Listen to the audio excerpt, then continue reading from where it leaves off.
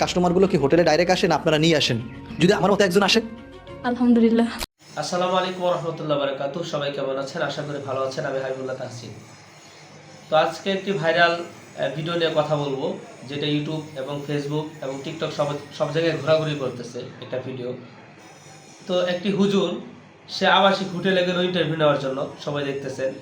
তো সে ওইখানে গিয়ে বলতেছে যে আমার মতো একজন মানুষ আসলে কী হবে? মেয়েটি বলতেছে আলহামদুলিল্লাহ। তারপর সে ওইখানে গিয়ে মেয়েকে যে ধরনের প্রশ্নগুলো করলো, সেটা আমাদের ইসলামকে খুবই ছোট করা হয়েছে। নাম্বার ওয়ান কথা হচ্ছে, সেটা আবাসিক হোটেলকে এবং খারাপ ধরনের এসব কাজকে সে প্রমোট করলো। সে আবাসিক হোটেল, ওইখানে গিয়ে যখন সে একটা মেয়েকে বিস্তারিত প্রশ্ন করতেছে যে আপনি কখন আসেন, আপনি সপ্তাহে কয়দিন আসেন, আপনার কাছে ক্লায়েন্টরা কিভাবে আসে, এবং হচ্ছে যে আপনি কত টাকা এটার বাজেট নিয়ে থাকেন, ঠিক আছে? তো আমার কথা হচ্ছে, দেশে কি ইসলামিক কাজের এত অভাব পড়ছে যে এগুলো প্রমোট করার মতো না? হ্যাঁ, যে আপনাকে এই আবাসিক হোটেলে গিয়ে নাখনদানের মতো যে পাগড়ি, যে টুপি, সুন্নতি টুপি, ইসলামিক পোশাক পরে আপনি ওইখানে হোটেলের ভিতরে যায় যখন আপনি এই ধরনের জিনিসটা আপনি প্রমোট করেন, ঠিক আছে? সাধারণ দুইটা বিয়ের জন্য আপনি যেরকম একটা কাজ করতেছেন, একটা নিকৃষ্ট কাজ। তারপরে সব থেকে বড় বিষয় হচ্ছে যে একটা বেগানা নারী, হ্যাঁ, তার সামনে গিয়ে আপনি যে কিনা অশ্লীল কাজ করে বেড়াচ্ছে, তাকে আপনি সে ভবিষ্যতে এমন হতে পারতো সে ভালো হয়ে যাবে।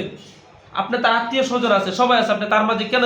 ওরা তো সবাই এটা জানতো না যে সেই কাজটা করে, এবং আমরাও জানতাম না, ঠিক আছে? এখন আপনি সবার মাঝে এই মেয়েটাকে প্রমোট করলেন, এবং তার বাজেট যদি 10 টাকা থাকে, আমাদের যে বর্তমান যুগে যে ভাইরাল হয় একটা বিষয় নিয়ে, তাকে ওই বিষয়টার ওটার বাজেট আমরা বাড়ায় দিই। তা আপনি ওইখানে গিয়ে ওর বাজেটটা বাড়ায় দিলেন, এবং সে আপনার সামনে ওইখানে কি বললো যে আমি এই কাজ থেকে কি ফিরে আসতে পারবো না, তার মুখের উপর সে না করে দিতেছে, ঠিক আছে?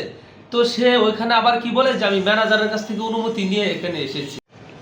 তো আমরা তার কথা শুনে যতটুকু বুঝতে পারতেছি, বা তার ইন্টারভিউয়ের ধরন দেখে যতটুকু আমরা বুঝতে পারতেছি, যে হয়তো তাকে হোটেলের মালিক তাকে টাকা খাওয়াইছে যেটা প্রমোট করার জন্য, আর না হয় সে ইসলামকে ছোট করার জন্য এখানে এইভাবে ইন্টারভিউগুলো নিতেছে, যে মেয়ে কীভাবে ক্লায়েন্ট নিয়ে আসে সে এটা বিস্তারিত জানার জন্য আগ্রহ হয়ে গেছে। আবার সব থেকে একটা কথা আবার খারাপ লাগছে, যে সে আবার বলতেছে আমার মতো লোক আসলে কি হয়? মেয়ে আবার বলতেছে আলহামদুলিল্লাহ।